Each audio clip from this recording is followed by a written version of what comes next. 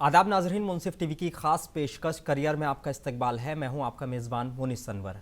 दोस्तों, आज का जो हमारा टॉपिक है वो नीट का है, क्योंकि आने वाले 7 मई को जो संडे आने वाला है उसको लेकर नीट का एग्ज़ाम होना है और बहुत सारे जो स्टूडेंट्स हैं, जो एस्पिरेंट्स हैं, जो नीट का एग्ज़ाम देने वाले हैं, उनके मन में बहुत सारे डाउट्स हैं। और इतने सारे डाउट्स हैं क्योंकि ये इतना ज़्यादा टिपिकल एक कहें कि एग्ज़ाम्स है, इतना ज़्यादा टिपिकल सब्जेक्ट है कि लोग इसको लेकर बहुत ज़्यादा परेशान रहते हैं। तो इन सब की परेशानी को समझते हुए मुंसिफ टीवी ने कोशिश की है कि एक बार फिर नीट को लेकर हम बात करें, और बात करें सिर्फ न बात करें बल्कि एक ऐसे एक्सपर्ट्स को आपके रूबरू कराएंगे जो इस चीज़ में महारत रखते हैं। हमारे साथ हैं हमारे अब्दुल रब आरिफ साहब, जो तेलंगाना और आंध्र प्रदेश के मेडिकल काउंसलिंग एक्सपर्ट हैं, वो हमारे साथ मौजूद हैं। बहुत बहुत इस्तकबाल है आपका हमारे साथ। शुक्रिया। अब्दुल रब आरिफ साहब, ये नीट का जो सब्जेक्ट है ना, बड़ा टिपिकल है और 7 मई यानी कि बहुत कम वक्त बचा है। तो हम मतलब आप थोड़ा सा समझाएं कि क्योंकि 7 मई है, आने वाला वक्त बहुत कम बचा है, लोग बहुत ज़्यादा सख्ते में हैं। अब किस तरह से उनको अपनी तैयारी करनी चाहिए इसको लेकर? सबसे पहले तो मैं मुंसिफ टीवी और इसकी सारी टीम का अपनी दिल की गहराइयों से शुक्रिया अदा करता हूं कि आप लोगों ने मुझे बारहा यहाँ बुलाया है नीट में पर्टिकुलर बच्चों के यानी जो भी डाउट्स हैं उनको क्लियर कराने के लिए। तो देखिए, अभी हमारे पास जो ना 7 तारीख को जो एग्ज़ाम होने वाला है उसके लिए हमारा सिटी डिक्लेरेशन आ चुका, बच्चे उसको डाउनलोड कर चुके हैं। और कल रात यानी आज क्या है 4 अप्रैल है ना, 4 अप्रैल, तो कल रात 1 बजे, हालांकि वो 11 बजे 11:30 से टाइम बताया है दिन के, लेकिन वो सर्वर पे आया नहीं था। रात को 1 बजे वो डिक्लेरेशन आया कि एडमिट कार्ड डाउनलोड। ओके, तो एडमिट कार्ड के माने ये है कि हॉल टिकट। हाँ। तो नीट में जो बच्चे अपीयर करेंगे वो एडमिट कार्ड डाउनलोड करेंगे। सिटी तो उनको मालूम हो गई है कि कौन से यानी सिटी में उनका सेंटर बनने वाला है। तो अब सेंटर का डिक्लेरेशन है। तो एडमिट कार्ड में 2 चीजें बड़ी अहम होती हैं। एक है आपका सेंटर डिक्लेरेशन कि कहाँ पर सेंटर बना है आपका। दूसरा, आपको अब तक जो भी आप जो है ना डाउनलोड करने के लिए प्रोसेस या प्रोसीजर अडॉप्ट कर रहे थे वो एप्लीकेशन फॉर्म नंबर से कर रहे थे। अब आपको रोल नंबर दे दिया गया है।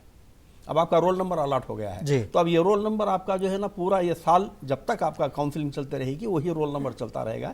इसके बाद रैंक डिक्लेयर होगा तो फिर वो रैंक भी जो है ना रोल नंबर के साथ लग के चलता रहेगा। अच्छा, तो अब बच्चों को करना ये है कि पहले तो एडमिट कार्ड डाउनलोड करें। आज सुबह में कुछ बच्चे जो है ना शिकायत किए हैं कि साहब वो सर्वर जो है ना वो नहीं कर रहा है, रिस्पॉन्स नहीं कर रहा है और हमारा कार्ड डाउनलोड। मगर लेकिन अभी थोड़ी देर पहले एक मैसेज आया है मुझे कि सर्वर जो है ना ओके हो गया। मैं बात किया था दिल्ली को, हेल्पलाइन से बात किया तो वो लोग बताए कि दिन में 12 के बाद में जो है ना ओपन हो जाएगा सर्वर। ठीक है। तो वो अभी बच्चे ने कंफर्म कर दिया है कि साहब आ गया है, डाउनलोड कर लिया हूँ मैं।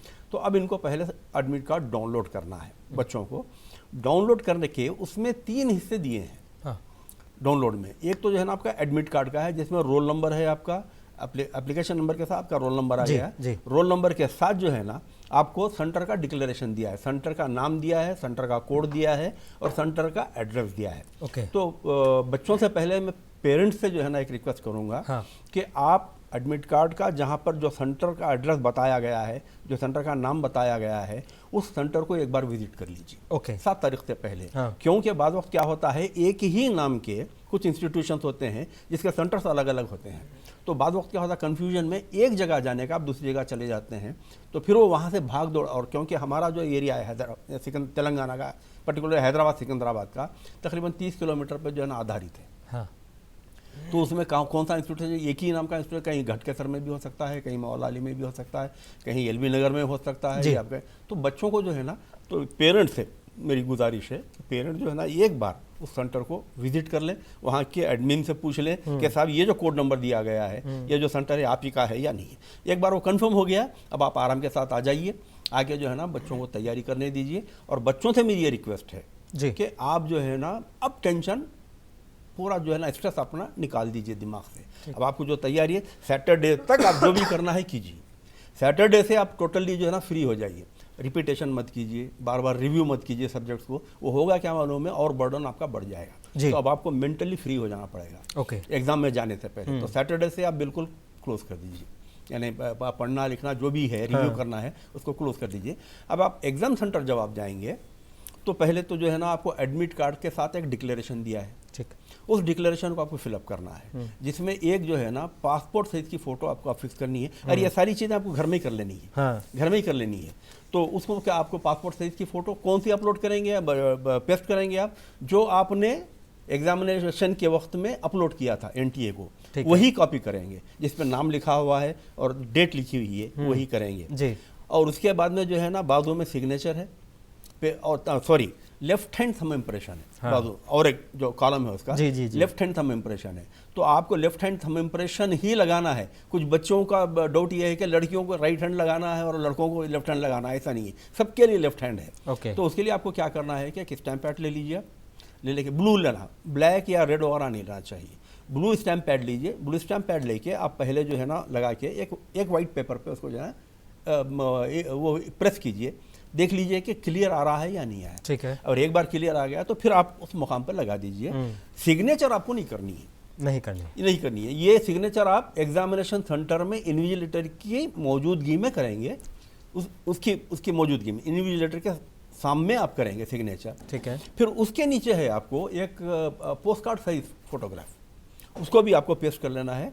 उसमें भी आपको सिग्नेचर नहीं करनी है। वहाँ पर भी एग्जामिनेशन सेंटर में जब आप जाएंगे तो लेफ्ट साइड से कैंडिडेट को सिग्नेचर करनी होगी, यानी लेफ्ट वाइट पेपर से निकल के आप आधी फोटो पे आ जाएंगे और इन्विजिलेटर आपकी फोटो से शुरू करेगा और वाइट पेपर पर जाएगा।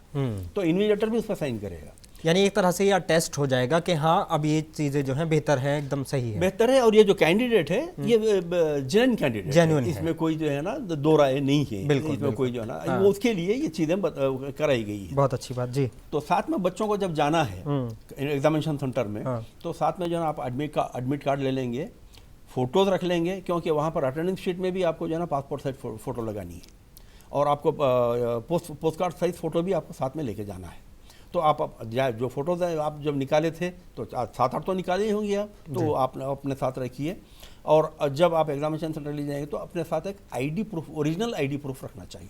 कौन सा हो सकता है? ओरिजिनल आईडी प्रूफ में उसमें कई दिया है, जैसे कि आधार कार्ड, पैन कार्ड दिया है, वोटर आईडी दिया है, बैंक स्टेटमेंट दिया है। हाँ। और ये है हमारा अगर ये पासपोर्ट है। हाँ।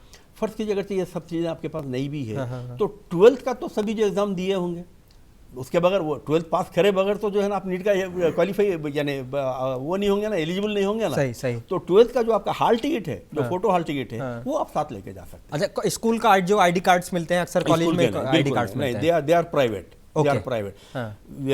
12th का जो यानी इंटर का जो आपका हॉल टिकट है ना वो वैलिड है और वो ऑथेंटिक भी है। ओके। तो वो आपका जो है ना प्रूफ, अगर कुछ नहीं है तो वो तो आपके हर बच्चे के पास होता ही है, उसके बगैर तो वो नीट में वो ही नहीं होता ना, क्वालिफाई नहीं होता ना, मतलब एलिजिबल नहीं होता।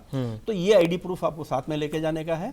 और साथ में जाने से पहले पर्टिकुलरली पेरेंट्स से मेरी गुजारिश, अच्छा बच्चों को जो है ड्रेस कोड वगैरह पे तो हम बाद में आएंगे, बाद में आएंगे। हाँ। बच्चों को आप एग्जामिनेशन के दिन घर से 10 बजे लेके निकल जाइए। एग्जाम का टाइम जो है ना 2 बजे से, ठीक है। लेकिन मैं वहाँ पे आपको 1 घंटा पहले रिपोर्ट करना है एज पर यानी रूल, यानी कि 2 बजे से पेपर शुरू हो जाएगा, लेकिन 1 बजे कम से कम आपको अंदर एंट्री कर देनी है। लेकिन ये आपके एडमिट कार्ड में रूल यानी जो इंस्ट्रक्शंस दिए गए हैं उसमें खुला लिख जाए कि आपको 11 बजे रिपोर्ट करना है। ओके, समझा। चलिए 11 बजे आप नहीं भी रिपोर्ट करते हैं, कम से कम 12 बजे आपको वहाँ पर सेंटर पर रहना पड़ेगा। और फिर ये अच्छा भी इसलिए है कि हमारी सिटी की जो ट्रैफिक है वो क्या है, कई चीज़ें नहीं बता सकते आप, कब कहाँ पर जैम हो जाते हैं। सही। तो इसलिए बेहतर है कि टेंशन से बचने के लिए, भाग दौड़ से बचने के लिए आप अपने घर से जो है ना 10 बजे नाश्ता करके निकल जाइए, दोपहर का साथ में लेके निकल जाइए टिफिन। चलिए एक चीज़। और दूसरी चीज़, नेचुरल कैलामिटी कब क्या होती है हम बता नहीं सकते। सही। तो एहतियात बेहतर ये है कि आप अपने बच्चे को एक दिन के लिए 4 व्हीलर में लेके जाइए। ठीक, ये मैं अपने यानी जाती जो मेरा अपना तजर्बा है। हाँ, क्योंकि मान लीजिए कि सोचते हैं कि हमारे पास में है, चलिए बाइक से निकल जाते हैं, जल्दी पहुंच जाएंगे। बीच में बारिश शुरू हो गई, समझा, बच्ची भीग गई या बच्चा भीग गया, और कच्चे कपड़ों से वो क्या जाके अंदर जो है ना वो लिखेगा, वो क्योंकि वो खुद कंफर्ट नहीं होगा। बिल्कुल, ये एक चीज़ है। और दूसरी चीज़, हमारे कुछ बच्चे जो है ना मुझसे ये सवाल किए हैं कि सब ड्रेस कोड क्या होना चाहिए। तो एडमिट कार्ड में खुला लिख दिया है कि आप बड़े बटन नहीं लगाएंगे, जीन्स पैंट नहीं लिखेंगे, और जो है ना यानी ऐसा ड्रेस जो यानी जिसको हम महजिब नहीं समझते, ऐसा नहीं, तो महजिब ड्रेस पहन लीजिए आप। लड़कियों फॉर्मल ड्रेस कैसा रहेगा? फॉर्मल हाँ। और लाइट कलर बेहतर है, हाँ। एकदम डार्क कलर नहीं हो। हाँ। और लड़कियों के लिए तो मैं तो यानी हमेशा यही सजेस्ट करता हूँ कि भाई आप ये नया ड्रेस बना लीजिए कॉटन का, 450-500 का जो है ना रेडीमेड ले लीजिए, एक दिन के लिए पहन लीजिए, किसी गरीब को दे दीजिए, हाँ। लेकिन उसकी हद तक। और आपको शूज़ और हाई हील्स ये नहीं पहनना है, ये अलाउ नहीं। चप्पल हाई हील्स की जो चप्पल होती है लड़कियां, हाँ, सैंडल हाँ, पहनते हैं जी। हाई हील्स की, या शूज़ पहनते हैं लड़के, तो ये अलाउ नहीं। तो ये मत पहनिए आप। और फिर साथ में आपको क्या लेके जाना है और क्या नहीं लेके जाना है कैंडिडेट्स को। तो जो नहीं लेके जाना है उसमें जो है ना ऑल इलेक्ट्रॉनिक गुड्स, ईयरफोन है आपका, सेल फोन है आपका, या डिजिटल वॉच है आपकी, रिस्ट वॉच भी नहीं लेके जाना है, रिस्ट वॉच भी नहीं लेके जाना है। और लड़कियों को पर्टिकुलर ऑल इलेक्ट्रॉनिक गुड्स, आप समझ गए हो, कैलकुलेटर है, हाँ। जो भी है, कोई चीज़ आपको परमिट नहीं करेंगे अंदर लेके जाने के लिए। और लड़कियों को ज्वेलरी नहीं पहनना है, इवन नाक की दाल भी उनको नहीं पहनना है। और मेरी रिक्वेस्ट यही है कि भाई आप कोई फंक्शन में नहीं जा रहे, हाँ, सही बात है, जो है ना पार्टी में नहीं जा शादी में नहीं जा रहे, तो आपको तैयार होकर जाने की जरूरत ही नहीं है। आपको बिल्कुल सीधा साधा नॉर्मल होकर आप चले जाइए, ताकि जो है ना अच्छा वहाँ पर जाने के बाद में फिर आपकी फोटोग्राफी भी होगी और बायोमेट्रिक्स भी होंगे। तो उसके लिए जो है ना आपका चेहरा फोटो में जो था जब लिए थे आप, वही दिखना चाहिए, उसमें कुछ तब्दीली ना चाहिए। एक और ऑब्जेक्शन आया है, यानी ऑब्जेक्शन क्या है, बच्चे वो लड़के ने कहा कि साहब मैं जब फोटो लिया था तो मेरी दाढ़ी थी, और अब मैं बीच में दाढ़ी निकाल दिया हूँ, तो अब क्या करूँ मैं? हाँ। तो अब वो जो हो गया उसको कुछ नहीं कर सकते। तो आप जो फोटो लिए थे ना, दाढ़ी के साथ जो फोटो लिए थे, वही फोटो आप अपने साथ में लेके जा रहे हैं। तो अब वहाँ पे इन्विजिलेटर तो इतने भी जो है ना बेबहरे या वो नहीं होते हैं कि भाई अब अगर मिसाल के तौर पे मेरी दाढ़ी है, कल के दिन अगर मैं निकाल दूं तो चेहरा तो नहीं बदलेगा ना, थोड़ा सा डिफरेंस आएगा, तो उतना कोई परेशान होने की जरूरत नहीं है। हाँ। लेकिन मैक्सिमम कैंडिडेट्स को यही कोशिश करनी चाहिए कि जो फोटो आपने सबमिट की थी उसके मुताबिक आप जो है ना रिपोर्ट करें जाके वहाँ पर।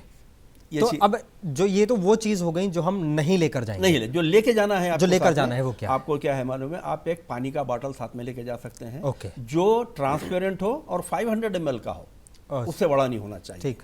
और आपको उतना टाइम मिलता ही नहीं वहाँ पे पानी पीने का, आपको फुर्सत कहाँ होगी इतना यानी हेक्टिक वो रहता है वो शेड्यूल है कि आपको पलट के देखने की फुर्सत नहीं, तो पानी फिर भी कहते हैं ना आप रख लीजिए। एक सैनिटाइजर लेके जा सकते हैं आप साथ में, छोटा सा, जो यानी स्प्रे टाइप में आता है ना, जो आप इसमें अपने पर्स में पॉकेट में रख सकते हैं, वो एक सैनिटाइजर लेके जा सकते हैं। फोटो तो आपको साथ में लेके जाना है, passport size as well as post card size, और आपका declaration, admit card, ID proof, ये सारी चीज़ें जो है ना आपको साथ में लेके जाने की। तो अब ये तो आपने सारी चीज़ें बता दी। ये सिटिंग अरेंजमेंट वहाँ पे कैसे होगा, ये हम पहले जाके देख सकते हैं या उसी टाइम हम जाकर देखेंगे? बहुत अच्छा सवाल है आपका। देखिए दरअसल होता क्या है, जब आप पहले रिपोर्ट करेंगे यानी सेंटर में, तो आपको जो है ना पहले आपका एडमिट कार्ड देखा जाएगा, आपकी फ़ोटो से उसको जो है ना टैली किया जाएगा, फिर आपकी बायोमेट्रिक्स होगी, फोटोग्राफी होगी, उसके बाद जो है ना आपकी फ्रिस्किंग होगी। फ्रिस्किंग के माने ये है कि हाथ लगा के जेबों में हाथ डालना, ऐसा नहीं है। मेटल डिटेक्टर जो आता है ना, उसको जो है ना आप लगा के, जैसे आप एयरपोर्ट वगैरह पे आप देखते हैं, यहाँ पर आजकल सिक्योरिटी चेक से जब आप गुजरते हैं, सिक्योरिटी चेक से आपको गुजरना है, और उसमें अगर कहीं कोई ऑब्जेक्शनेबल चीज़ है तो आपको निकाल देना है, ठीक है, निकाल के जो है ना बाहर रख देना है। तो इसमें खुली तरीके से लिखा हुआ है कि अगर आप कोई कॉस्टली चीज़ अपने साथ लेके जाते हैं, मिसाल के तौर पे रिस्ट वॉच है आपकी, 1 लाख की रिस्ट वॉच है समझिए, आप लेके चले जा रहे हैं और वहाँ पे आप रख दे रहे हैं, तो management is not responsible for your belongings. खुला लिखा है। अगर तो मतलब अगर आप कुछ साथ में लेके जा रहे हैं, तो जो आपके साथ आए हैं बाहर ही उनको सारी चीजें दे के चले जाइए, वो सबसे बेहतर तरीका है। तो आप क्या कीजिए, आप अगर साथ में कुछ लेके जाते हैं, तो जब अंदर आप जाएंगे, और लड़कियों के लिए खासतौर से जो बुर्खे पहन के अंदर जाना चाहती हैं, हिजाब करके अंदर जाना चाहती हैं, मेरा तो हमेशा जो है ना ये की और हालांकि लोग एतराज़ भी करते होंगे, मेरे सामने तो नहीं किए हैं, लेकिन हो सकता है एतराज़ करते होंगे, कि मैं तो कहता हूँ कि बच्चियों को आप बुर्खा सेंटर तक पहन के जाइए। सेंटर के अंदर जो मेरा रूल था, मैं अपने बच्चों को जो ले आता था, सेंटर तक पहन के जाइए। सेंटर में जब आप एंटर हो रहे हैं ना, आप उतार दीजिए, अपने साथ में जो वालिद आएंगे, भाई आएंगे, वालिदा आएंगे, कोई भी आएंगे ना आपके साथ, तो आप उनको जो है ना हवाले कर दीजिए बुर्खा, आप सीधे साधे लिबास में अंदर चले आइए, आपको कोई प्रॉब्लम नहीं आएगा। सही। वरना आप अंदर जाने के बाद में जो स्कार्फ आप बांधते हैं ना, तो स्कार्फ को भी आपको कान के पीछे से करना पड़ेगा, क्योंकि आपकी जो फोटो है उसमें कान दिखना जरूरी है। और फिर वहां पर मान लीजिए कि उन्हें डाउट है तो वो उतरवा कर भी बुरखे को देख सकते हैं, वो करेंगे। एक आपको नहीं, गलत उतरवा लगेगा। के नहीं है, अंदर यानी फीमेल सिक्योरिटी रखी हुई है। हाँ, हाँ। वो आपको अंदर कमरे में ले जाएंगे, आपका पूरा बुरखा निकालेंगे, निकाल के अंदर पूरा चेक करेंगे कहीं आपको। हाँ, मतलब ये एक लेंदी प्रोसेस हो जाएगा आपके लिए। अननेसेसरीली क्या उसमें होता क्या है, बच्चों का दिमाग खराब हो जाता है, मेंटल टेंशन हो जाता है, फ्रस्ट्रेशन आ जाता है। तो जब वो फ्रस्ट्रेशन लेके जब वो सेंटर में यानी जाके एग्जाम लिखने बैठेंगे तो जाहिर है कि वो कंसंट्रेशन नहीं रहेगा। तो इसलिए फ्री माइंड होकर जाना ज्यादा बेहतर है। जाना बहुत बेहतर है। और मैं हमेशा बच्चों को यही कहता हूं कि बाद सैटरडे के दिन आपका ये जो पेंडोरा बॉक्स है, मैं इसको पेंडोरा बॉक्स कहता हूं, दिमाग को, तो इसको आप जो है ना पूरा एम्प्टी करके उसको लॉक कर दीजिए, घर में रख दीजिए। सैटरडे के बाद से आप टोटली फ्री हो जाइए, एंजॉय योर सेल्फ। इवन आप जिस दिन यानी एग्जाम के लिए जा रहे हैं ना, उस दिन भी आपको जो है ना रिव्यू करने की या रिपीटेशन करने की, किताबें पढ़ने ज़रूरत ही नहीं है, क्योंकि आपके दिमाग में जितनी बात बैठी हुई है बहुत काफ़ी है। अब उसके आगे आपको बढ़ने की ज़रूरत नहीं है। अब घंटे 2 घंटे में आपको अपने आप को जो है ना तीर मारने वाले नहीं है। उल्टा होगा क्या मालूम है, जो आपके दिमाग में है वो भी जो है ना यानी निकल जाएगा। तो इसलिए अब जब आपने जैसा कि कहा कि अंदर जाने के बाद में क्या करना है, तो जैसे आप अंदर जाएंगे तो आपका रोल नंबर का टेबल रहेगा, एग्जामिनेशन डेस्क रहेगा रोल नंबर का, तो वो रोल नंबर आप देख के जाके वहाँ पर बैठ जाएंगे। तो उस पर जो है ना बैच नंबर भी रहेगा। ये हमारा जो एग्ज़ाम होता है उसको बैच में डिवाइड कर दिया जाता है। लास्ट टाइम जो है ना PQR ST ऐसे जो है ना 4 बैच को डिवाइड किया था। क्वेश्चन पेपर भी वही नंबर से आएगा और OMR शीट पे भी वही बैच लिखा हुआ रहेगा। इससे पहले जो है ना ABCD आया था, उसके बाद में EFGH ऐसा इस टाइप से आए हैं। हो सकता है इस बार ST आया था तो UVWX आ जाए इस बार, ऐसे तो वो कुछ भी आ सकता है। वो 4-5 डिवाइड कर सकते हैं। फिर उसमें 1 2 3 4 5 6 ग्रुप बनेंगे। ओके, मिसाल के तौर पर जैसे X है समझिए, X1 X2 X3 X4 X5 X6 ये रहेंगे। तो आपके टेबल पे आप जाके जब आप रोल नंबर आपके जो टेबल का है ना उसी रोल नंबर पर जब बैठे तो आप बैच देख लीजिए वहाँ पर कि आपको क्या बैच लिखा हुआ है, या तो मार्कर से रहेगा या कंप्यूटर से पेस्ट किया हुआ रहेगा कंप्यूटर का, या फिर जो है ना चाक पे कुछ भी हो आपको इंडिकेशन रहेगा। तो जैसे ही वो आप वो देख लिए तो आपको OMR शीट दिया जाएगा। ये OMR शीट है, ये ओके, ये OMR शीट है। तो ये OMR शीट दिया जाएगा और आपको जो है ना क्वेश्चन बुकलेट भी दी जाएगी क्वेश्चन पेपर की। लेकिन क्वेश्चन पेपर की जो बुकलेट रहेगी वो सील्ड रहेगी, उसको आप ओपन नहीं कर सकते, उसको आप ओपन नहीं कर सकते। OMR को आप जो है ना जैसे ही आपके हाथ में आ गया तो अब आप OMR में भी टेबल पे जो लिखा हुआ है, फॉर एग्जांपल A लिखा हुआ है समझे टेबल पे, तो आप OMR में भी देख लीजिए कि ये A है या नहीं, तो यहाँ पर A रहेगा, तो OMR में A रहेगा, इसको देख लीजिए। तो मतलब आपका OMR बिल्कुल सही है। इसके एतबार से बुकलेट जो दिया गया है आपको, क्वेश्चन बुकलेट, उस पर भी अगर ए है या नहीं है देख लीजिए। अगर आप ये नहीं है, A1 है समझिए मिसाल के तौर पे, तो क्वेश्चन चेंज हो जाएंगे, आप जितने आंसर देंगे वो गलत हो जाएंगे। ओके, क्योंकि क्वेश्चन A1 के अलग होंगे, A के अलग होंगे। आपका OMR जो है ना A का है और क्वेश्चन बुकलेट जो है ना A1 का है, तो इसके क्वेश्चन जो है ना इसका मतलब इसमें और ज्यादा केयर बरतने की बहुत बहुत बहुत केयरफुल जाना है बच्चों को।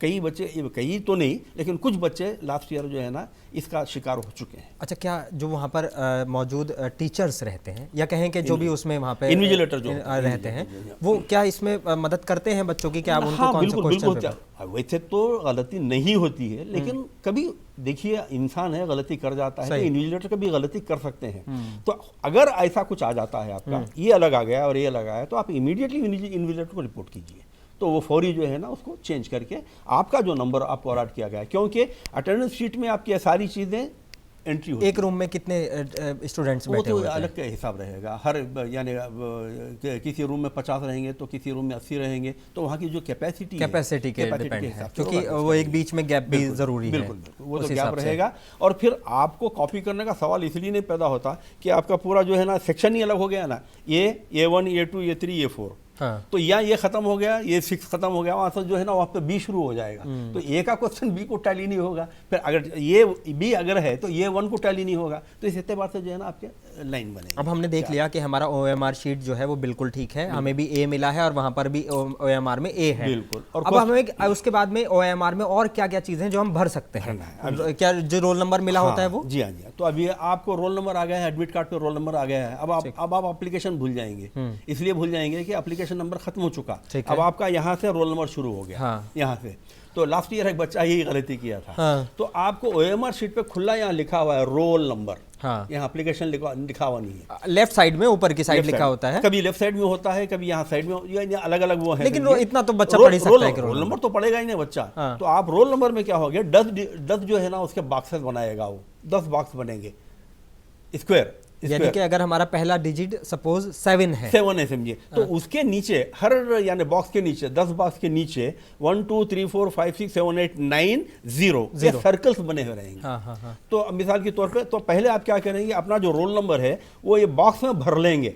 आप पहले ये बॉक्स में आप भर लेंगे ऐसा, ठीक है, ये पहले। हाँ। तो अब आपको मालूम हो गया कि अब जैसा कि आपने कहा पहला डिजिट ये 4 है ये, ठीक। तो ये सर्कल में जो है ना 4 कहाँ पर आया उसको आपको बबल करना है। तो ऐसे ही ये जो ना इसके बाद में 2 आया समझिए, तो ये 2 को करेंगे आप। ये ऐसे ही जो है ना 0 आया है तो ये इस एतबार से आप करते चले जाएंगे। अच्छा, इसमें एक मसला मैं ये जानना चाह रहा हूँ कि जैसे हमारा पेपर होता है और हम पेपर में ओमैर शीट में हम अपना बबल कर देते हैं, वो कर देते हैं, अगर रोल नंबर में इन केस वो गलत हो जाता है तो क्या इसमें चांस होते हैं कि ये कैंसिल हो जाए? बिल्कुल होता है ना, क्योंकि ये कंप्यूटर इन्विजिलेशन है। ये आप ये आपका जो OMR कंप्यूटर में डालेंगे, सपोज अगर ये टैली नहीं हो रहा है तो आपको बाजू में रख देगा वो। ओके, वो बाजू में कर देगा। फिर उसके बाद में आपको कॉन्टेस्ट करना पड़ेगा, फिर वो यानी उसके अलग उसके प्रोसेस हैं।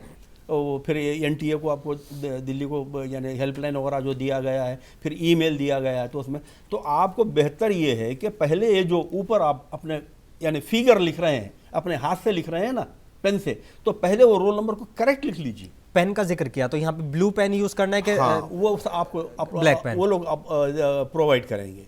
आप अपने साथ पेन भी नहीं लेके जाएंगे, पेंसिल भी नहीं लेके जाएंगे, आप अपने साथ इरेजर भी नहीं, कुछ नहीं लेके जाएंगे आप अपने साथ। सारी चीज़ें सेंटर में दिया जाएगा। तो वो ब्लू देता है तो ब्लू से कीजिए, ब्लैक देता है तो ब्लैक से कीजिए। ब्लू और ब्लैक से हटके कोई और ऑप्शन अलाउड नहीं है, और वो लोग देंगे आपको, वहाँ पर देंगे। एहतियातन आप लेके जाना चाहते हैं तो एक आध पेन लेके जाइए, लेकिन वहाँ पे वो ले लेंगे वो। अब हम जो हमारा एक नंबर मिला था हमें, या हमें एक अल्फ़ाबेट मिला था ABC, हमने उसको कंप्लीट कर लिया, हमने रोल नंबर को कंप्लीट कर लिया।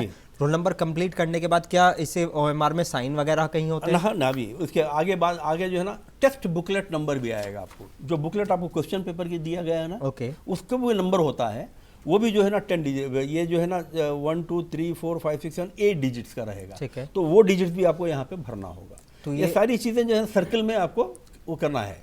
इसके लिए हमें कितना वक्त मिलता है? ये पहले ही करेंगे ना, आप एग्जाम शुरू होने से पहले रेडी कर लेंगे आप।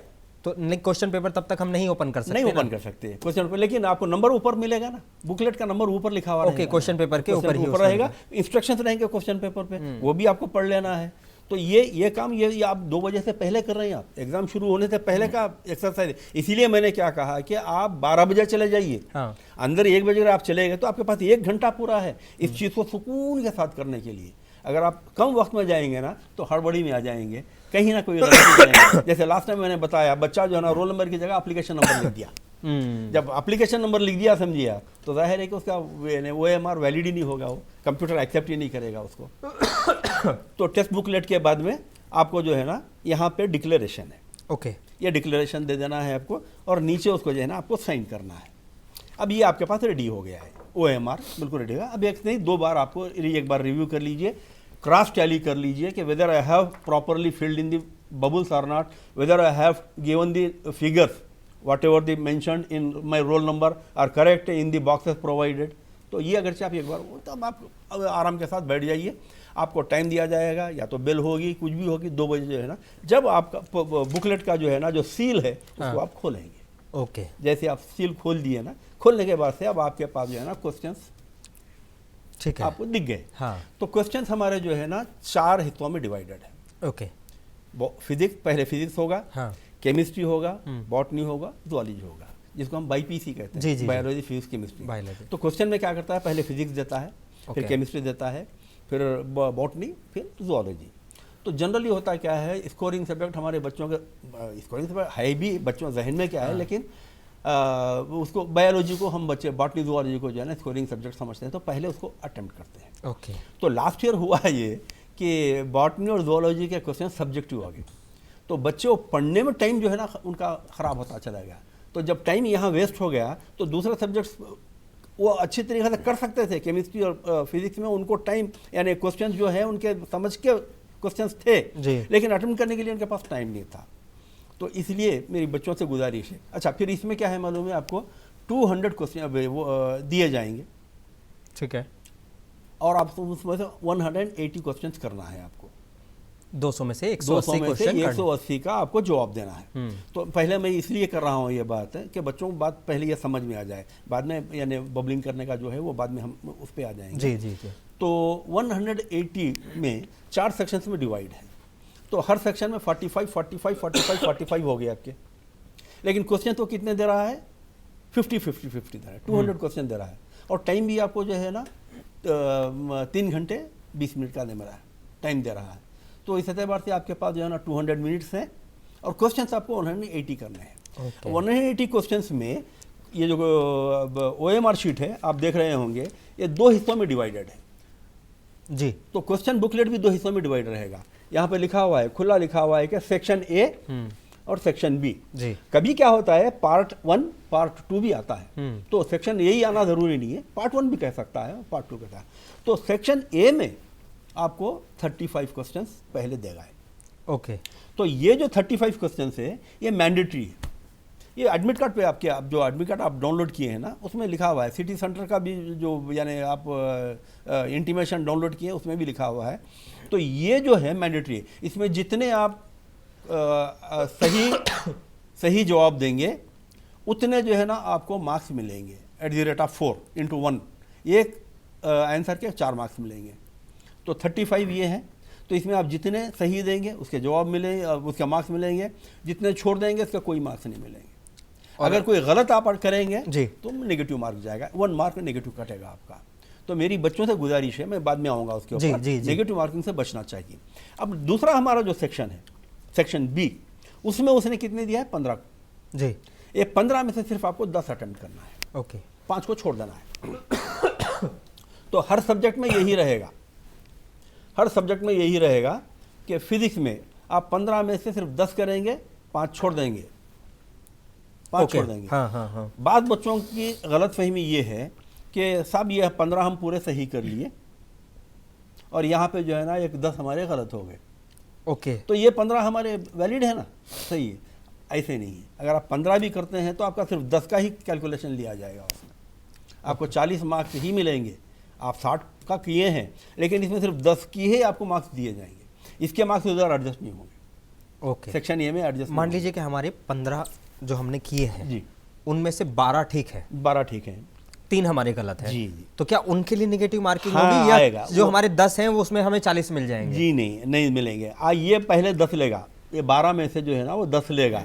10 में अगर आपने गलती की है तो फिर उसके नेगेटिव मार्क हो जाएंगे। ओके। 10 के नीचे आप पूरे सही किए हैं फिर भी ये नेगेटिव जाएगा आपका। अच्छा, मतलब जो 10 शुरुआत के हैं वो बहुत ज्यादा इंपॉर्टेंट, ये इंपॉर्टेंट है। अगर आप 15 टच कर रहे हैं, तो अगर आप 15 टच नहीं कर रहे हैं, समझे, पूरे 15 टच नहीं कर रहे हैं, आप सिर्फ 10 ही कर रहे हैं, तो उसमें जो भी सही है उसके मार्क्स मिलेंगे आपको। अगर कहीं गलती करते हैं यानी उन 15 में से 5 जो हमें नहीं आते उन्हें छोड़ देना ज्यादा बेहतर है। इसमें भी छोड़ देना बेहतर है, इसमें भी छोड़ देना बेहतर है। सेक्शन ए में भी और सेक्शन बी में। मैं नेगेटिव में भी आ रहा हूँ, इसलिए आ रहा हूँ कि वो बहुत ही इंपॉर्टेंट सब्जेक्ट है, क्योंकि हमारे कई बच्चे जो हमारे मार्क्स खो देते हैं वो इसी की वजह से खोते हैं। तो अब ये तो बात जब बच्चों को समझ में आ गई हो तो यानी फिजिक्स में 50 में से 45 करनी है आपको। सेक्शन ए में 35 मैंडेटरी है।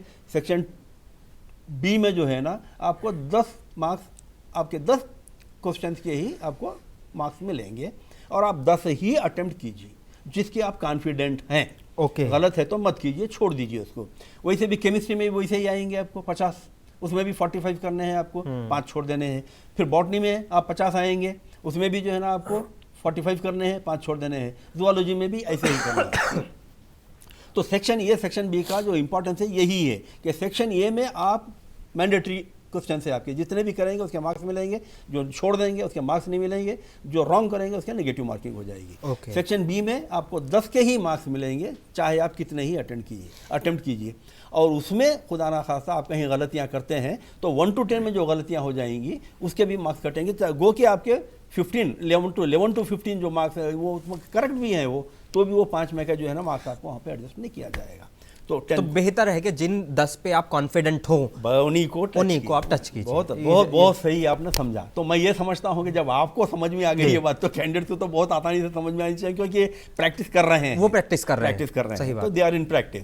तो अब यहाँ पे क्या है मालूम है, जब आप जैसे ही बुकलेट ओपन करेंगे तो मेरा ये देखिए, मेरा ये सजेशन है, ये ज़रूरी नहीं है कि you have to follow it, ये ज़रूरी, क्योंकि हर एक का जो है ना अलग अलग अपना अपना तरीका होता है, अलग सोच होती है, और हर एक कोचिंग सेंटर अलग तरीके से समझाता है कि उनको क्वेश्चन कैसे अटेंड करना है।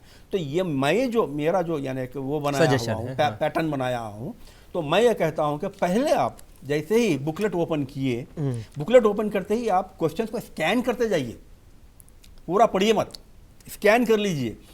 एक क्वेश्चन आपको जहाँ जहाँ पे भी क्वेश्चन आपका, मिसाल के तौर पर जो क्वेश्चन में आपका आंसर 100% आप श्योर हैं, मिसाल के तौर पर जब आप स्कैन कर रहे थे क्वेश्चन नंबर 4, फिजिक्स का क्वेश्चन नंबर 4, आप बॉटनी में जब अभी मत जाइए, आप इसलिए मत जाइए अगर जब फिजिक्स में आपके बन रही तो अच्छा है ना, आपका टाइम बच रहा, नहीं तो वरना लास्ट टाइम क्या था, खाली बॉटनी जोलॉजी पढ़ते रह गए बच्चे, 2 घंटे इसी में निकल गए। तो ऐसे नहीं होना चाहिए। इसमें क्या होता है, बच्चों को टाइम मैनेजमेंट नहीं होता है। टाइम मैनेजमेंट जब नहीं होगा तो आप जो सही क्वेश्चंस करने भी जाने रहे हैं तो आपके पास वक्त नहीं रहेगा। तो उसको बचाने के लिए बेहतर ही है कि आप जो है ना क्वेश्चन नंबर 4 आप 100% कॉन्फिडेंट है तो आप फौरी जो है ना उसको बबल कर दीजिए। ये बबल का आपने कहा कि अक्सर कई बार क्या होता है कि मान लीजिए कि मेरा आंसर ए है जी या 1 है जी, और मैंने उसमें किया और मेरा हल्का सा पेन राइट में चला गया, तो वो दोनों गलत हो जाएंगे। जी जी जी, अब आ रहा हूँ मैं। अब अच्छा था, तो अब ये क्या है, जैसे 4 हो गया, उसके बाद में आपको 7 आप कॉन्फिडेंट कर दीजिए, 11 कॉन्फिडेंट, जितने भी कॉन्फिडेंट हैं आप वो कर दीजिए आप फर्स्ट राउंड में। इधर भी ऐसे ही, केमिस्ट्री में भी ऐसे ही, बॉटनी में ऐसे ही, जूलॉजी में ऐसे 100% कॉन्फिडेंट। मिसाल 100 आपके आंसर जो है ना फर्स्ट राउंड में कंप्लीट हो गए। अब आपके पास टाइम ही टाइम है, तो आप क्या करेंगे, सेकंड रिव्यू करेंगे, फिर शुरू से। सेकंड रिव्यू में क्या होता है, जब फर्स्ट रिव्यू में आप जा रहे थे तो कुछ क्वेश्चन ऐसे रहते हैं जिसके आप 90% 95% कॉन्फिडेंट है, 5% कॉन्फिडेंट नहीं थे तो उनको टच नहीं किया। लेकिन जब ये आप करते गए ना तो सडन आपके दिमाग में आता है कि नहीं भाई वो फला जो नंबर है वो सही है, तो वो जो फिर आप 100% कॉन्फिडेंट हो जाएंगे, फिर आप उनको बबल कीजिए। ओके, उनको बबल कीजिए। अब आपके पास 1 प्लस ये एक 50 आ गए, समझिए 150 इंटू 4 आपके कितने हो गए, 600 मार्क्स किया आप। चलिए 120 नहीं किया, 110 कर लिया समझिए आप, तो 440 के तो आप हो गए। हमारा कट ऑफ लास्ट ईयर का 423 था, तो आप जो है ना एलिजिबल हो गए MBBS के लिए। तो अब जैसे आप ये हो गया ना, तो थर्ड रिव्यू जब आप करेंगे, थर्ड रिव्यू में आप कहीं भी 1% भी कॉन्फिडेंट नहीं है तो आप भूले से भी उसको टच मत कीजिए, वो आपको नेगेटिव मार्किंग लाएगा। अगर आप उसको रॉन्ग को आप मिसाल से 440 आप मार्क्स ले लिए हैं, मतलब एक जो पहला राउंड था उसमें हमने क्या किया कि 100% कॉन्फिडेंट वाले पे कर दिया, पूरे कर लिए। दूसरे में मान लीजिए आपने कहा 90 to 95, मैं कहता हूँ 80% आप लेकिन फिर वो 100% आपका पक्का हो गया, इसलिए कि वो जवाब याद आ गया आपको, नहीं यही सही है। हाँ। तो वो भी कर लिए, तो वो भी 100% आ गया। तो अब ये 2 राउंड तो हो गए, अब तीसरे राउंड में आप अब तक 150 क्वेश्चन कवर कर चुके हैं, 30 आपको करने हैं और, लेकिन आप उसके लिए कॉन्फिडेंट नहीं है तो उनको छोड़ देना ज्यादा, बिल्कुल टच मत कीजिए आप, वरना होगा क्या, ये जो 120 क्वेश्चंस के आपने जो मार्क्स लिए हैं 12 इंटू 4 480 मार्क्स जो लिए हैं, उसमें से जितने आप ये गलत करेंगे वो माइनस हो जाएंगे। मतलब आप 480 में एक अच्छी कॉलेज में आपको एडमिशन मिल सकता था, आप जो है ना कट के बाद जो है ना आपको एडमिशन ही नहीं मिलेगा नेगेटिव मार्किंग की वजह से, क्योंकि आपका टोटल जो है ना 410 पे आ जाएगा।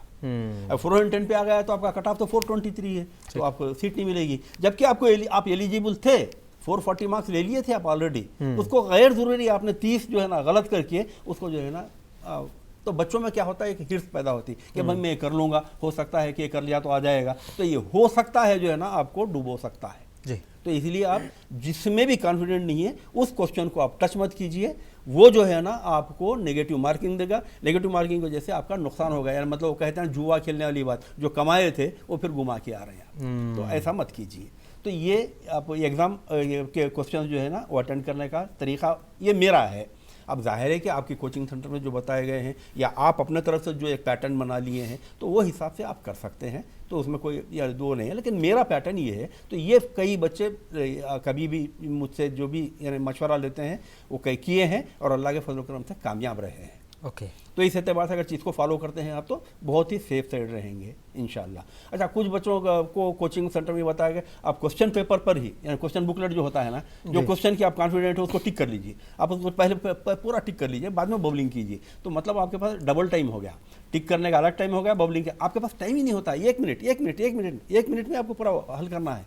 तो बजाय उसके अगर आप बबल कर लिए तो आपके पास जो है ना 10 सेकंड मिसाल के तौर पे 30 सेकंड में आपका हो गया, तो ये 30 सेकंड बच गए। ऐसे कई 30 सेकंड आपके पास है तो रिव्यू करने के लिए आपके पास टाइम ज़्यादा रहेगा, तो टाइम मैनेजमेंट में आपको बहुत फायदा हो जाएगा। तो वो मैंने एक सवाल पूछा था, वो बबलिंग के लिए वहाँ पे आते हैं। देखिए होता क्या है, बाद वक्त जो है ना हम जो है दो राय में रहते हैं। ओके। अच्छा, और उससे पहले एक और बात आता हूँ। बाद वक्त क्या है, किसी क्वेश्चन के 4 ऑप्शंस आते हैं हमेशा। यहाँ पे देखिए आप 1 2 3 4 ऑप्शंस होते हैं। इसमें कभी कभी 2 ऑप्शन भी सही हो सकते हैं। हाँ। अच्छा, इसमें कभी कभी जो है ना 2 ऑप्शंस भी सही हो सकते हैं। सही। तो ये जब 2 ऑप्शन सही हो जाते हैं ना, तो जब तक आप 4 को पढ़ेंगे नहीं, आप कभी भी जो है ना पहला देख लिए सही है मत कीजिए, 4 को पढ़िए, आप कॉन्फिडेंट हो जाइए जब आप कीजिए। तो अब बच्चे क्या करते हैं, पहले जो है ना झट बोल के जो है ना नंबर 1 को बबल कर दिए थे। नंबर 1 को बबल करने के बाद में मालूम आ गया भाई नंबर 3 सही था, तो फिर नंबर 3 को करे, तो ये क्या होगा, आपका इनवैलिड हो जाएगा। कंप्यूटर उसका एक्सेप्ट नहीं करेगा, क्योंकि 2 यानी आप बबल करेंगे एक ही आंसर के, तो वो जो है ना वैलिड नहीं होगा। अगर ये वैलिड नहीं होता तो इसका क्या नेगेटिव मार्क मिलता है? नेगेटिव मार्क्स नहीं, वो मार्क्स ही खत्म जीरो हो जाता है। जीरो हो जाता है, जीरो हो गए। ये एक चीज हो गई। और दूसरी चीज, जैसे आपने कहा कि बबलिंग करते वक्त में आपको बड़ा ध्यान, मान लीजिए मेरा आंसर 3 था। जी हाँ, मैंने वो 3 पे या C लिखा होगा या 3 लिखा होगा, मैंने 3 पे मैंने वो क्लिक किया, हल्का सा मेरा पेन राइट में। जी जी जी जी। तो ये क्या है मालूम है, इसको हम कहते हैं ऑफिस रेस्पॉन्स। ओके। तो मिसाल के तौर पे जब आप बबल कर रहे हैं, सही आंसर को आपने बबल किया है, इसमें कोई डाउट नहीं है, सही आंसर को आपने बबल किया है, लेकिन सर्कल से थोड़ा पेन जो है ना आपका ऊपर एक लकीर आ गई, तो वो क्या करेगा, कंप्यूटर बाजू में रख देगा। कंप्यूटर ना उसके मार्क्स देगा आपको, ना उसके नेगेटिव करेगा। ओके। दोनों चीज़ें भी नहीं होंगी। उसको क्या करेगा, साइड में रख देगा आपको, रिजर्व जिसको कहेंगे आप, उसको कहते हैं ऑफिस रिस्पांस। मतलब इसको इस तरह से हम समझा सकते हैं कि जैसे हमारे पास 2 नोट हैं, 500 का एक नकली है, एक असली है, तो वो मशीन में हमने डाला तो वो उसको बाहर फेंक देता है, वो एमआर शीट को रख देगा कि अभी ये ऑफिस वाले चेक करें, ऑफिस वाले चेक करेंगे इसको, तो उसको कहते हैं ऑफिस रिस्पांस। ओके। तो ऐसा ही जो है ना एक और गलती भी होती है। बाद वक्त क्या होता है, बच्चा आप जो बिल्कुल सही जो है ना आंसर पे आप बबल करने जा रहे हैं, लेकिन सडन क्या होता है, एक दिमाग में जो है ना कुछ एक सोच रही थी, तो आपका पेन जो है ना बाजू वाले सर्कल में लग गया, उसमें एक टिप का आ गया, समझिए डॉट आ गया, तो वो भी ऑफिस रिस्पांस में जाएगा, वो भी वैलिड नहीं होगा। उसको भी कंप्यूटर एक्सेप्ट नहीं करेगा।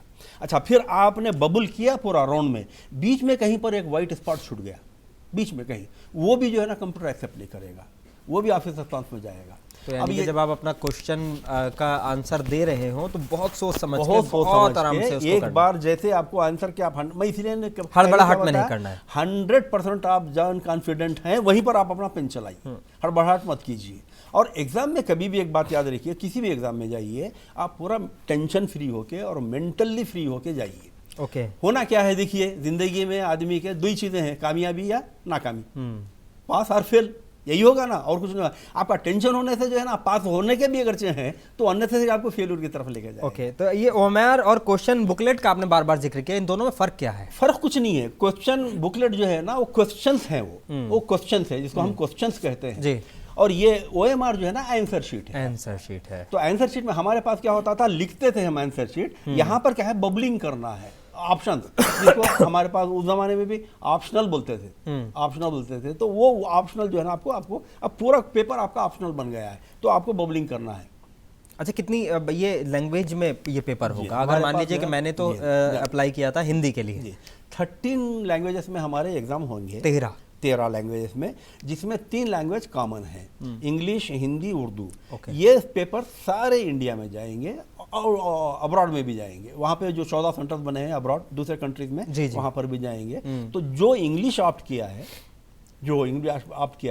उसको एक ही लैंग्वेज का पेपर दिया जाएगा। कई बच्चों का ये कंफ्यूजन है, बहुत ही यानी सेंसिटिव सवाल आपने जो है ना उठाया है, बहुत बेहतरीन सवाल उठाया है। देखिए हमारे जो 13 लैंग्वेजेस है उसमें 3 लैंग्वेज आप निकाल दिए, 10 लैंग्वेज आपके रीजनल है। हाँ। 10 लैंग्वेज आपके रीजनल है, तेलुगु है, इंग्लिश है, हिंदी है, जो तेलुगु, मलयाली, कन्नड़ या तमिल या जितने भी हैं समझिए, तो वो आपको यानी रीजनल लैंग्वेज बनेंगे। हिंदी भी बने, हिंदी। तो इंग्लिश जो लोग ऑप्ट किए हैं उनको सिंगल पेपर आएगा, इंग्लिश का ही पेपर आएगा। ओके, इंग्लिश का ही। और जो अदर लैंग्वेज के लिए आप किए हैं उनको बाइलिंगुअल पेपर आएगा, यानी कि दो लैंग्वेज दो लैंग्वेज होगा, एक तरफ इंग्लिश होगा, एक तरफ उनकी लैंग्वेज होगी। सपोज यहाँ तेलंगाना में एक तेलुगु ऑप्शन उन्होंने जी, चूज जी, किया तेलुगु दिया, है, तो जी, उनको तेलुगु प्लस इंग्लिश इंग्लिश आए तो लेफ्ट में तेलुगु के क्वेश्चंस रहेंगे, इंग्लिश के क्वेश्चंस रहेंगे, वही क्वेश्चंस तेलुगु में ट्रांसलेटेड रहेंगे राइट में। तो अगर कोई बच्चों को ऐसा यानी कोई गलती हो गई है, लास्ट टाइम एक बच्ची का विजयवाड़ा का ऐसा हो गया था, तो वो प्रॉब्लम जो है ना वो बहुत उनके लिए बहुत हो गया था। तो मैंने उनको समझाया कि कोई परेशान होने की जरूरत नहीं है, आपको बाइलिंगुअल आएगा, आप इंग्लिश को फॉलो करके, क्योंकि यहाँ पर लैंग्वेज नहीं है ना, यहाँ पे तो आपको बोल करना है, आपको लैंग्वेज में लिखना नहीं है ना। तो आप क्या करेंगे, वो क्वेश्चन इंग्लिश में, मिसाल के तौर पर मैं एक छोटा सा एग्जाम्पल दे देता हूँ, फिश। तो फिश जो है ना इधर तेलुगु में लिखेगा वो चेपा, तो अब फिश के नीचे ऑप्शन देगा वो is an aquatic animal, is a land animal, both, none of the above, English में आ गया। तेलुगु में भी ऐसा आएगा, నీళ్ళలో ఉండే జంతువు, पृथ्वी మీద ఉండే జంతువు, नीचे ఏది కాదు, ये आएगा, रेंडू उन्नाई। तो अब जैसे यहाँ पे आपको ऑप्शन मालूम होगा, फिश इज एन, आपके क्वेश्चन में ही आपको जो है ना एक आंसर का क्लू मिल रहा है, एन एक्वेटिक, क्योंकि वॉवेल से पहले एन यूज करते हैं। तो आप जो है ना fish is an aquatic animal, तो नंबर 1 पे ही है वो, तो आप नंबर 1 को बबूल कर देंगे। वो तेलुगु में आने दीजिए, इंग्लिश में, कन्नड़ में आने दीजिए, आप इंग्लिश को फॉलो करके कर लेंगे आप। अच्छा, हम अभी एक बहुत इंपॉर्टेंट सवाल पे बात कर रहे थे, और जो ऑफिस रेस्पॉन्स वाली बात थी, अब कंप्यूटर ने तो उसको निकाल दिया, तो जब ऑफिस रेस्पॉन्स पे हम आ गए, लेकिन अब अगर मान लीजिए ये प्रॉब्लम हो जाती है तो इसको चैलेंज कैसे करते हैं? जी हाँ, तो जब ये ऑफिस रेस्पॉन्स आएगा आपका, तो आपकी जब की आएगी, की में जो है ना आपका रैंक कार्ड जो आएगा, रैंक कार्ड में वो नीचे बता देगा question number so and so kept in office response. Okay, तो आपके यानी रैंक कार्ड जो आएगा ना उसमें मालूम हो जाएगा कि आपके ये क्वेश्चन जो है दो के सही हैं, लेकिन इसको ऑफिस रेस्पॉन्स में गया है। तो अब आपको जो है ना उसकी फ़ी पे करके, लास्ट ईयर तक 200 थी, हो सकता है इस साल 1000 रुपये कर दें, तो उसको जो है ना पे करके हर क्वेश्चन के 200 रुपये पे करके आपको चैलेंज करना पड़ेगा। और अगर चाहे एनटीए उसको एक्सेप्ट करता है तो वो मार्क्स आपको दे दिए जाएंगे। जैसे बिफोर लास्ट ईयर वारंगल का एक बच्चा था, उसके पास 5 ऐसे ऑफिस रेस्पॉन्स आए थे, मैंने उसको कॉन्टेस्ट करवाया, अल्लाह के फजल से उसको 20 मार्क्स मिल गए बच्चों को। ओके, क्योंकि तो उनके वो पांचों के पांचों सही थे जी, आंसर सही था, लेकिन बाजू में एक डॉट आ गया या लकीर से बाहर निकल गया, ये जो चीज़ें हैं ना उसकी वजह से जो है ना उसको एनटीए एक्सेप्ट करता है, मैनुअली उसको फिर विजिलेट करते हैं, मैनुअली इनविजिलेट करके आपको फिर मार्क्स आपको दे देते हैं हम लोग। एग्जाम सेंटर कितने होंगे तेलंगाना में इस बार? तेलंगाना सेंटर में मेरा जहाँ तक ख्याल है 14 सेंटर हैं शायद। अच्छा, 14 वरों में तेलंगाना में तकरीबन बहुत सारे सेंटर्स हैं। ये अपने हैदराबाद रीजन में 14 में हैं, जिसमें जो है ना विकाराबाद, मेदक और ये आसिफाबाद, ये 3 सेंटर्स लास्ट ईयर के निकाल दिए हैं, तो इस साल 14 सेंटर्स हैं। सिटीज, मतलब सिटीज, अब उसमें हर सिटी में कई सेंटर्स आते जाएंगे, सेंटर्स रहेंगे सिटीज। अब तक तेलंगाना में कई गवर्नमेंट मेडिकल कॉलेज और प्राइवेट कॉलेज को इस साल काम करने का वो मिला है, तो क्या लगता है कि इस बार? देखिए इस साल गवर्नमेंट का अभी जो डिक्लेरेशन आया है, पेपर के न्यूज़ आए हैं, उसमें 4 प्राइवेट मेडिकल कॉलेज को परमिशन मिल गया है एनएमसी की तरफ से, और 9 जो है ना हमारे गवर्नमेंट मेडिकल कॉलेज में तकरीबन 6 को मिल गया है, 3 का जो है ना वो है। तो इस एतबार से अब हमारे पास गवर्नमेंट मेडिकल कॉलेज 27 हो जाएंगे, प्राइवेट मेडिकल कॉलेज अराउंड 24 हो जाएंगे, और हमारे उसमें मुस्लिम माइनॉरिटी के तो जो 4 हैं, तो इस एतबार से तकरीबन 60 कॉलेज के करीब हमारे पास जाएंगे। तो बच्चों का जो कट ऑफ का मार्क्स का जो लास्ट ईयर का जो है ना उसके या तो करीब कट ऑफ होगा, क्योंकि इस बार जो है ना 21 लाख जो है ना कैंडिडेट्स अपीयर हो रहे हैं, तो इस एतबार से या तो लास्ट ईयर के बराबर जाएगा कट ऑफ या उससे कम जाएगा। मिसाल तो लास्ट 423 गया था, हो सकता है तो 414 जाएगा, 415 जाएगा, या हो सकता है 430 431 जाएगा। तो वो तो अभी जो है ना लेकिन रहेगा उसके आसपास ही रहेगा, क्योंकि कॉलेज हमारे पास बहुत बढ़ गए हैं। तो उसके अच्छा फिर उससे और एक फ़ायदा और भी हुआ कि हमारे बीसीई के कैंडिडेट का भी जो है ना फ़ायदा हो जाएगा, क्योंकि बीसीई के सीट्स भी बढ़ जाएंगे, तो उस एतबार से मुस्लिम बच्चों का बहुत फ़ायदा हो जाएगा। अच्छा, ये रिजल्ट अगर मान लीजिए कि हमने अब इन प्रोसेस से गुजर चुके हैं। हमारा एडमिट कार्ड आ गया, हमने एग्ज़ाम दे दिया, हमने देखा कि उम्र शीट हमने अपनी फिल कर दी है, उसके बाद में ऑफिस रिस्पांस की भी ज़रूरत नहीं पड़ी, तो हम कब तक एक्सपेक्ट करें कि हमारा रिजल्ट आ जाए? देखिए, उमूमन होता है कि 1 महीने के अंदर जो है ना एनटीए हमेशा डिक्लेयर कर देता है, ऑल इंडिया रैंक डिक्लेयर कर देता है, और आपको जो है स्टेट के लिए भी जो है स्टेट लेवल पे भी हो जाता है। तो अब देखेंगे इस साल जो है ना 1 महीने के अंदर ही होता है, जनरली 1 महीने के अंदर होता है। जून के फर्स्ट वीक तक जो है ना ये आपको मिल जाना चाहिए। तो एडमिशन प्रोसेस फिर कब से शुरू हो जाएगा? एडमिशन प्रोसेस आपको जून के फोर्टनाइट से शुरू हो जाएगा। अगर रिजल्ट आने के कितने दिन के बाद से शुरू होगा? 15 दिन। 15 दिन स्टेट का। ऑल इंडिया कोटा के लिए तो जो ना 1 हफ्ते में ही शुरू हो जाएगा। अगर मान लीजिए कि मेरी रैंक बहुत अच्छी है, आप ऑल इंडिया कोटा के लिए अप्लाई कर सकते हैं। आप अप्लाई कर सकते हैं, और अगर तो मेरे पास कई कॉलेज के ऑप्शन रहते हैं फिर? कहीं का ऑल ओवर इंडिया है ना आपके, जैसे एम्स सबसे पहले तो आपके पास जो है ना Delhi medical college number top 1 में है। टॉप 1 में, ठीक। उसके बाद में जो है गवर्नमेंट मेडिकल कॉलेजेस, और जो है ना हमारे एम्स है। एम्स जो है ना इतने अब कई जगह एम्स हो गए हैं। हाँ। अच्छा, फिर जिपमर सिर्फ 2 ही है जो पुडुचेरी में है, एक जो है ना कराईकल में है, एक पुडुचेरी प्रॉपर पे है। तो ये कॉलेजेस में अगर हमारे को एडमिशन मिलता है तो समझिए कि हमारी ज़िंदगी बन गई। हाँ। लेकिन अब ये हमारी प्रॉब्लम ये है कि तेलंगाना के बच्चे बाहर जाना नहीं चाहते, हैदराबाद का बच्चा तो महिला बदलना नहीं चाहता, समझिए। तो ये एक प्रॉब्लम है। वरना अगर बीबी नगर एम्स है हमारे पास करीब में, अगर बच्चा अगर चाहे ये बीबी नगर एम्स में चला जाता है तो ये समझिए कि उसकी ज़िंदगी बन गई, वो यानी एक बेहतरीन डॉक्टर बनेगा वो। तो इस एतबार से जो है ना गवर्नमेंट मेडिकल कॉलेज में आपको एडमिशन मिलेगा, क्योंकि 15% हर गवर्नमेंट मेडिकल कॉलेज का जो ना ऑल इंडिया कोटा से भरा जाता है। तो बच्चों का बहुत फ़ायदा हो जाएगा। तो वो इंशाल्लाह इसके बाद में हम एक जो है ना पोस्ट नीट रखेंगे ना, जब ये आएगा तो सारे हम डिटेल जो है ना उसको बताएंगे। ऑल इंडिया कोटा में कौन कौन से कॉलेज पार्टिसिपेट, ESI कॉलेजेस हैं, ये ESI कॉलेज टॉप के कॉलेजेस हैं। इनका इंफ्रास्ट्रक्चर जो है ना आप कंपेयर नहीं कर सकते किसी से, इतना टॉप का इंफ्रास्ट्रक्चर ESI का। तो कई चीज़ें हैं जिसके ऊपर हम जो है ना तफसील से इंशाल्लाह उसके ऊपर बात करेंगे। अभी हम बच्चों को एग्जाम की हद तक ही उसको लिमिट करके रखेंगे। चलिए, बहुत शुक्रिया हमसे बात करने के लिए अब्दुल रब आरिफ साहब। तो हमारे साथ थे अब्दुल रब आरिफ साहब, तेलंगाना और आंध्र प्रदेश के मेडिकल काउंसलिंग एक्सपर्ट हैं। मुझे लगता है कि ये जो अब 7 तारीख को एग्ज़ाम होने वाला है, और जो भी ये बच्चे हमारा प्रोग्राम देख रहे हैं उनको हमारे अब्दुल रब आरिफ साहब से बहुत ज़्यादा सीखने को मिला होगा और बहुत ज़्यादा समझने को मिला होगा। तो उन्होंने जैसा कहा कि अब शनिचर के बाद से आप अपनी परेशानियां भूल जाइए।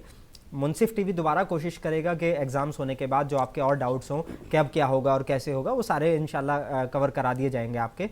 और हम कोशिश करेंगे कि और जो मज़ीद हमारे क्वेश्चन रह गए हैं वो अब्दुल रब आरिफ साहब से हम और आने वाले प्रोग्राम से हम कवर करेंगे। और मुनसिफ टीवी के में अगर आपको कुछ लगता है कि आपके कुछ डाउट्स हैं, आप पूछना चाहते हैं, तो हमारे प्रोग्राम्स में कमेंट कर सकते हैं। उसके अलावा मुनसिफ टीवी में कॉल कर सकते हैं, आपके क्वेश्चन लिख लिए जाएंगे और फिर उनको आगे जब भी कभी प्रोग्राम होगा उसमें कवर कर लिए जाएंगे। तो बहुत बहुत शुक्रिया हमारे साथ जुड़ने के लिए। तो अपने मेज़बान मोनिस अनवर को दीजिए इजाज़त। आप बने रहिए मुनसिफ टीवी के साथ।